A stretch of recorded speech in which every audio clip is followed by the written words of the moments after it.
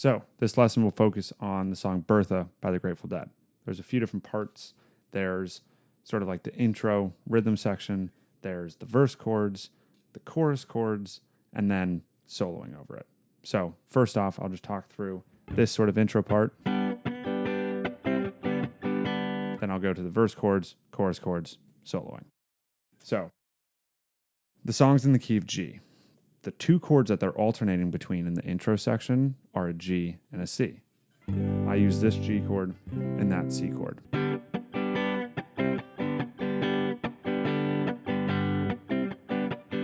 So you can note from this intro section that there's only one strum on the C chord. You got like a down, up, down on the G. Then you got an upstroke on the C. And then up, up, down on the G.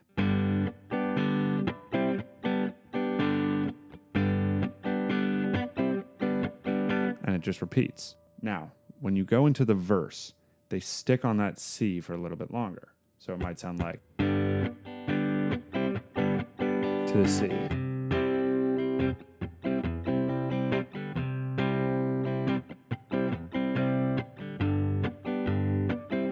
And this is just a repeated intro part. Back to the C.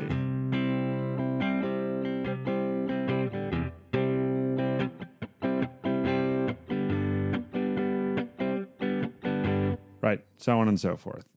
Now, the only thing that you can, well, not the only thing, but one thing that you can add when you're playing these verse chords is when you get to that C, you can kind of play around in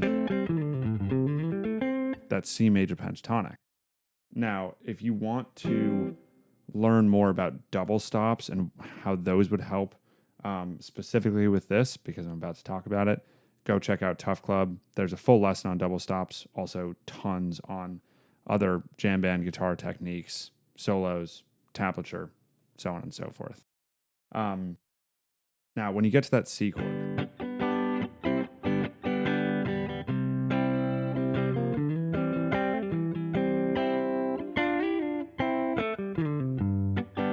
right, you can sort of move into that pentatonic and play a bunch of double stops within it to keep that part interesting, because otherwise you're just sticking on one chord, and then move back into that G intro section.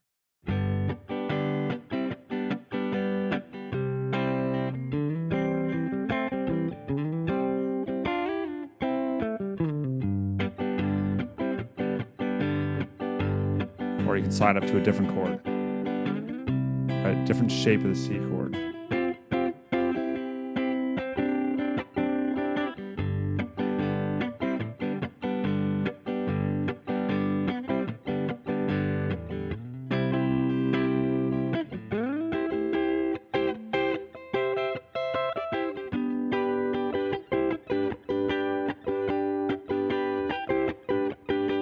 Right, so on and so forth. If those chord changes, so switching to different shapes, didn't make sense, go check out Tuff.Club. There are tons of lessons on how to play different chord shapes based on the cage system, not only for major and minor chords, but for major seventh, dominant seventh, diminished, so on and so forth. The next part leads into the chorus. So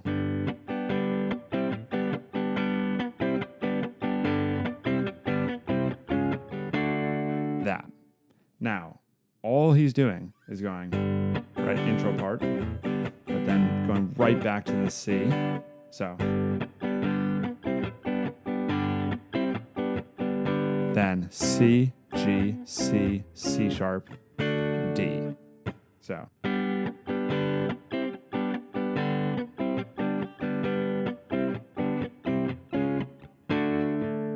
then to a C, G, C, D, C, to a G, D, C, A minor, C, back into the intro. So that's the most chord changes in this song, that section right there. I put them all up on the screen so you can see it as you're going, but one thing to pay attention there is the change in the rhythm. So you can hear that, if this is the intro or initial part of the chorus,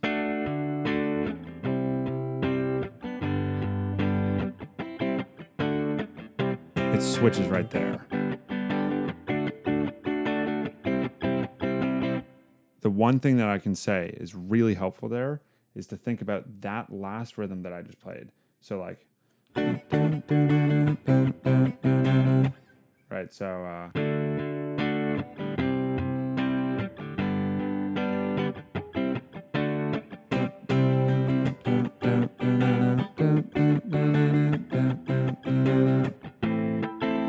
right.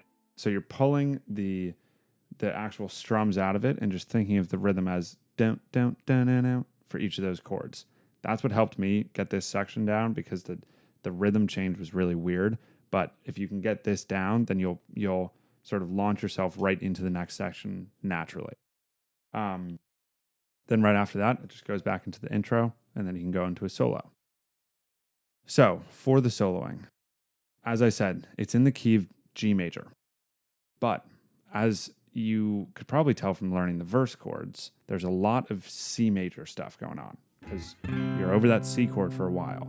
So what I like to think about when soloing over this is, despite being in the key of G major, I'm really going to favor C major. So if you were thinking about just this sort of basic like major scale in G major,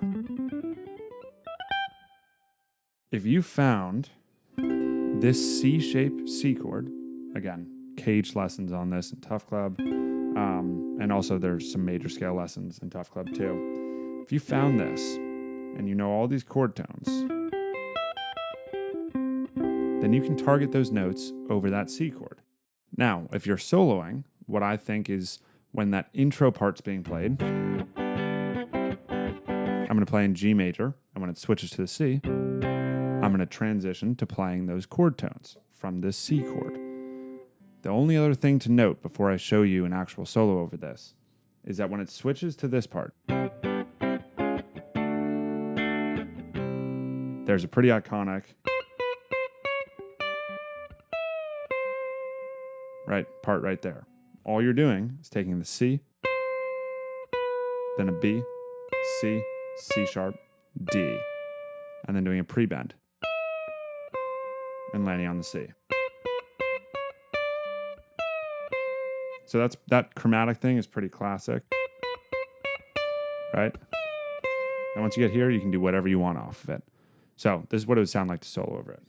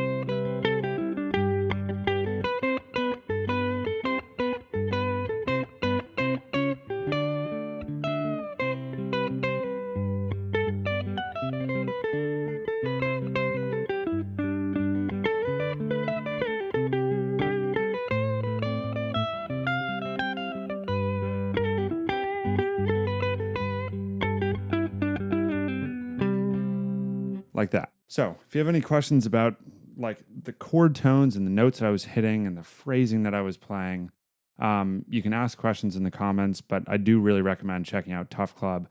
It's $25 a month. There's a 7-day free trial. There's, now over like 60 long form lessons like this, but much more in depth, as well as tablature that is really helpful for learning solos, mini lessons, community, and a lot more. So go check it out. The link's in the description. Otherwise, I will see you in